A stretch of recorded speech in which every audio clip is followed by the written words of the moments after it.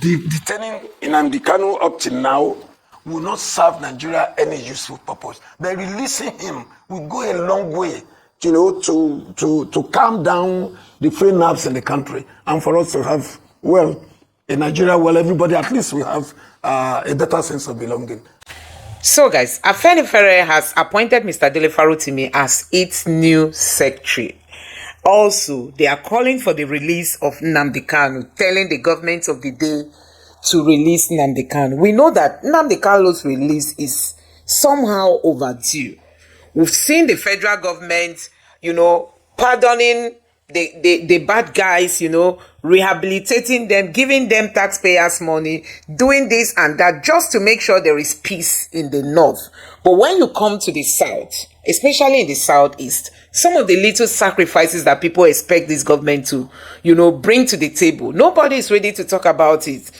During the campaign, we were told that they will bring, agitators to the table to discuss. But since this government came into place, nothing like that. And I tell you, that has constituted to the level of insecurity we are witnessing in the southeast. Because if Nnamdi Kanu is released, we will know who are the real enemies of the southeast. So guys, I'm going to allow you to take a look at what this AFENIFERE's spokesman has got to say. And it's really a welcome development that this group is also lending its voice in asking the government of the day to do justice by releasing Nnamdi Kanu, so that at least, if not for any other reason, for the sake of peace in the southeast. Just take a look for yourself.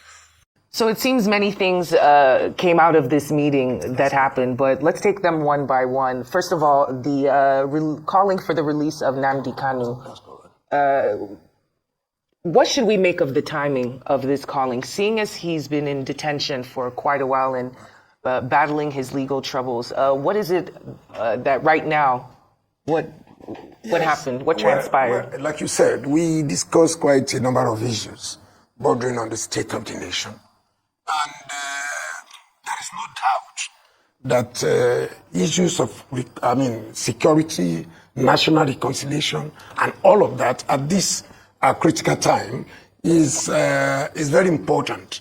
And we see the issue of Nnamdi Kanu, the release of Nnamdi Kanu, as such that could bring about national reconciliation. We actually do not want it to be seen as a political issue. Any moment from now, maybe in the next 6 months or thereabouts, you will see politicians begin to discuss 2027 and thereabout.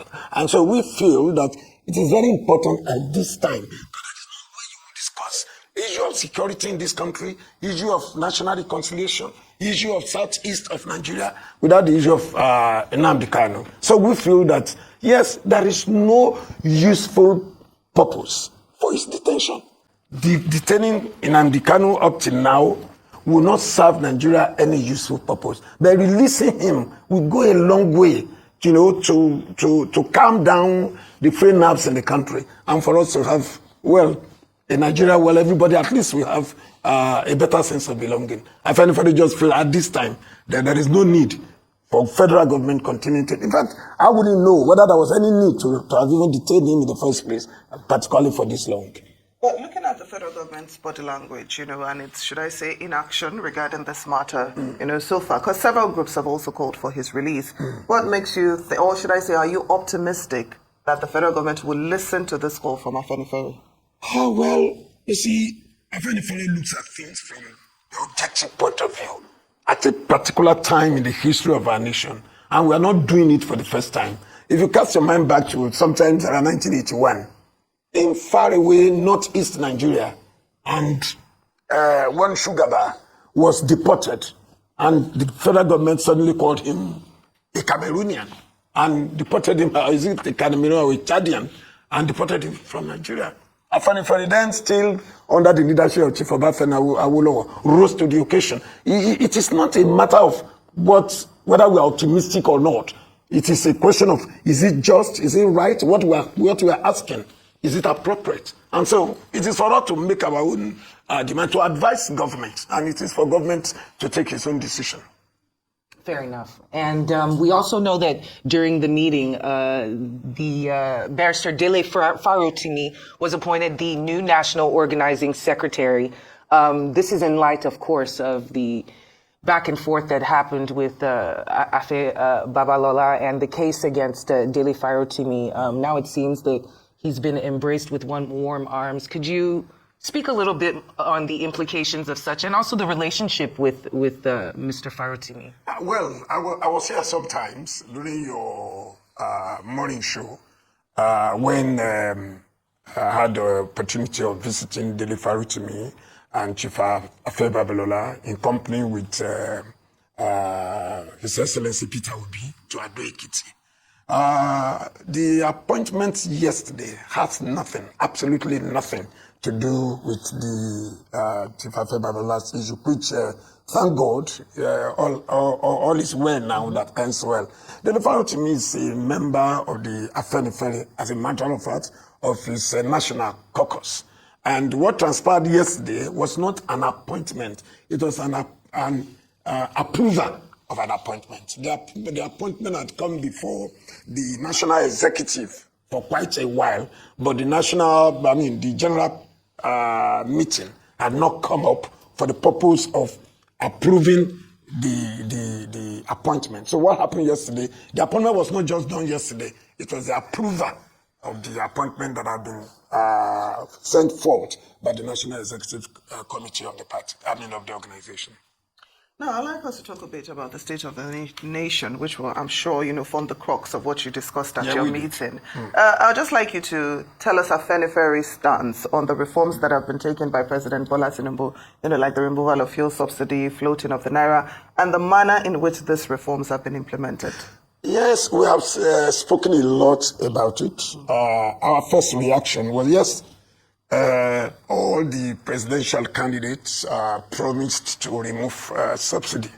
We felt that the manner it was announced on the day of inauguration actually created a lot of panic in the economy, and it's still there up till now. So it's not the remover, but the manner of its removal and the effect on the Nigerian people since then. And it was done almost simultaneously with floating of the naira. You and I are Nigerians, and we know the effect so far. Yes, the president took some other steps which AFENIFERE had reacted so. For instance, the issue of local government autonomy. Yes, the issue of local government autonomy, AFENIFERE felt, and we still believe, that local government is a matter for the subnationals. It's for the state. And it's not one that the federal government will be directly interested in. Because if you look at the equity of local government creation in Nigeria, you will marvel. So rather than talk just like autonomy, as if there is nothing wrong with the way the local governments itself have been allocated among the states, so much that it has become a means of getting money from the federation account. If you take some states, for instance, if you go to the south, if you go to the south, you pick Akwa Ibom, has 31 local governments. River State, in both population and size, is bigger than Akwa Ibom. It has 23. If you come to the southwest, Ondo State has 18. It's bigger in size and population than Osun. Osun has 30. If you pick Jigawa 27, you pick Kano 44, you pick Katsina 34, making 105, is more than the entirety of the local government in Southeast, which is just 95. So if this local government, you say Bayelsa is an oil-producing state. Bayelsa has 8 local governments. Whatever comes to Bayelsa from the derivation account, right? And if you juxtapose that with a state that has about 30 local governments, and you calculate maybe on the basis of 500 million naira per local government, whatever you think Bayelsa will have gotten or generated from the derivation from being an oil-producing state is rubbished by the number of local government that some other states have without making any contribution. So you need to really go into the equity of that is why we believe that it is not for the federal government to create local government. It is for the states to create local government. So our position is that the local government, for instance, as it is in the constitution today, should be delisted. Let the state create as many local government as it has the capacity to manage. But as it is now, for instance, look at what is happening with respect to VAT. Those who have advantage with respect to the number of local government they have, deriving revenue from the federation account, immediately now you say, okay, let VAT come by way of derivation. Then it was an issue. And that is why today you see the South now say, okay, the same formula you use for allocation of VAT, use it for oil and see where Nigeria stands. So there's a lot of inequities in the system. And this is what AFENIFERE discussed. And that is why AFENIFERE insists on true federalism as the means, the way by which the Nigerian state can be equitably, effectively, and fairly governed. True federalism indeed. True federalism, because that is what it is. You know, you're talking about the autonomy of the constituent states to manage their own affairs. And there is no part of Nigeria that is poor. In the First Republic, from the east to the east, from the eastern state, the eastern region, to the western region, to the northern region, there was not one that lagged behind. It is only because, everybody is relying on oil now. And so everybody goes to Abuja every end of the month and got money. And that is why the states appear to be complacent on the issue of revenue generation. And as you can see, by the war, you know, it was almost resorting to war on the issue of VAT. And you have some governors, you know, making terrible comments, terrible statements, even on the president. And some of them calling for war on the issue of VAT. And the VAT is not commonly generated. It is according to, I don't want to go to some of We only have so much time, but yes. We're also very curious on if any discussions were had concerning state police. Oh, yes. And what those were. Yes, of course it was in our release. You see, Nigeria is too vast in terms of size, in terms of population, and even as a federation, to have a single police command in Nigeria. And as it were, everybody's been talking of state police. And we know that, yes, the present president is a member of the AFENIFERE. And he believes, and I have no doubt in my mind, that he believes in, our philosophy for the governance of Nigeria. Now, just recently, about a week, about 3 days ago, the governor of Oyo State was lamenting to say, oh, his states have been infiltrated by bandits, and he will be calling on federal government to come to his assistance on such little issues. We had a situation sometimes ago, I think about last year, where a CSP had to stand up to Governor Sanwo-Olu. He stood up to Governor Sanwo-Olu. The governor was there and met him on issue that concerns land in Lagos State, which under the Land Use Act is absolutely within the powers of the state. And he told the governor, I do not take order from you. That can be a federation, for crying out loud. That can be a federation. So we should have a system where there is no government properly so-called that does not have the capacity to enforce its laws. What is the essence of the states making laws that you will require the federal police to enforce? And you say that security of life and property is the fundamental basis of the existence of the states, like Thomas Hobbes says, is the fundamental, as a matter of the social contract between the state and the citizens and the state. In fact, it is the reason for the existence of the state to start with. And so when you have the state and when you have government, and you call the governors, there's a term they use for them, chief security officers of their state, and they have no capacity to give any command. The commissioner of police in any state is not responsible. It's not answerable to the governors. So what we have today is a caricature, not even of federation, caricature of governance. You have states where they even practice the unitary system and have institutions like universities having their own police to enforce their own laws. But here in Nigeria, a governor has to wait. The governor has to wait for a government cannot even call the lowest rank ranking police officer in his state, he will have to take order first from the commissioner of police. And if the commissioner of police is not well disposed, he will tell the governor, I'm still waiting for instruction from the AIG. Then from the AIG, I'm still waiting for the DIG. From the DIG, we'll have to talk to the IG. Before you know it, criminals will have taken over the system. So that is the problem that we have. And still on the issue of security, yes. There's calls in some quarters for Amotekun to be licensed, to carry lethal weapons. Yeah.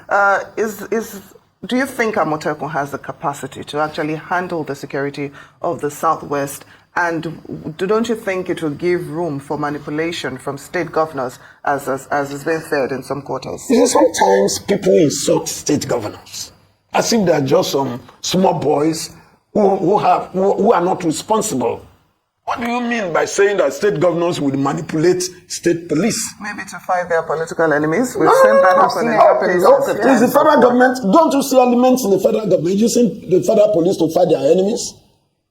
It is, as a matter of fact, you will even need it for balance of forces. Yes, you will need it. You will get to a stage. That's it in a federation. If you go to the US, issues that concern the state, the federal police will stand aloof and allow the state police to handle the matter. Amotekun, enjoyed total support of the people of the Southwest. As at the time the governors of the Southwest took this decision, we were almost unable to live our lives. Our forests have been taken over. The Southwest then have virtually become ungovernable. And you do not elect a governor. You do not give them mandate to see it and allow their people to be wiped out of existence. So it was at that stage that Amotekun came up. And we feel that, yes, in terms of personnel, in terms of training, I'm from Ondo State, and I know that Amotekun in Ondo State is doing very, very well. But in terms of personnel, in terms of operational capacity they have, but in terms of firepower, they do not have.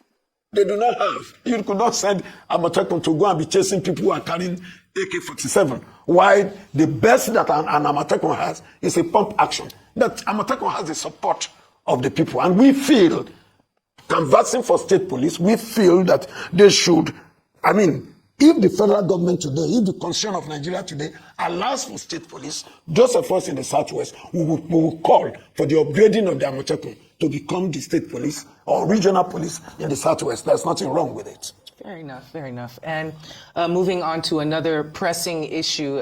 This one is about the ruling party versus opposition. We know that Nigeria has been running somewhat of a one-party state, in that the opposition parties are lagging behind, to put it in a very euphemistic way. What do you make of the ruling party of the day, the way it's handling itself, and the opposition parties and the way they are conducting themselves in general? You name names or not. Well, I am a politician, but I'm here as Secretary General of AFENIFERE. Right. Yes, and so if I was to speak as a politician, it would be different from the way I would see the issue now as Secretary General of AFENIFERE. If you permit me, yes. The Yorubas will say, Agbara oni ohun onile wo onile ni oni gba fun. Do you understand that? We're asking Timmy to translate, please. Agbara olohun onile wo onile ni oni gba fun. It is given to the flood. It is given to the flood to want to bring down your house. It is you, the owner of the house, that will not allow it. Yes, it is the nature of people who are in power to want to monopolize power. And that is the nature of power. Once you get power, and that is why you have constitution bringing about checks and balances. Otherwise, the nature of power is for the man who wields power to want to do it absolutely. And that is why, in our traditional system, they say Nanoba is Kabiesi.